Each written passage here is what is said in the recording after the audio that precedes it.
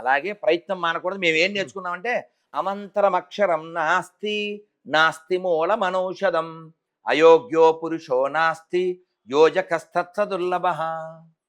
మంత్రం కాని అక్షరం లేదు. రైట్. అలాగే ఔషధానికి పనికిరాని మొక్క లేదు.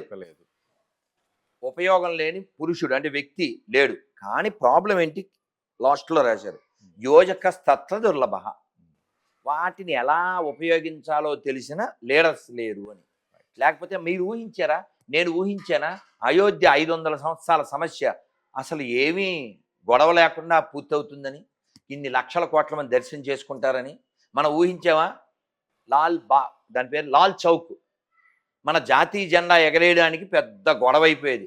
పాకిస్తాన్ జెండా బాగా ఎగిరేది. అలాంటిది అక్కడ మన దీపావళి చేశారు. బాలరాముడి విగ్రహం అయోధ్య ఓకే, కాశ్మీర్లో లాల్ చౌక్ లో మేము ఆర్టికల్స్ అవుతుందో లేదో అనుకున్నాం. 370 ఎన్ని వచ్చాయి, ఎలా ఎలా ఎలా ఎలా ఎలా మీకు నమ్మకం ఉందా అన్నారు కదా, దానికి చెప్తున్నా.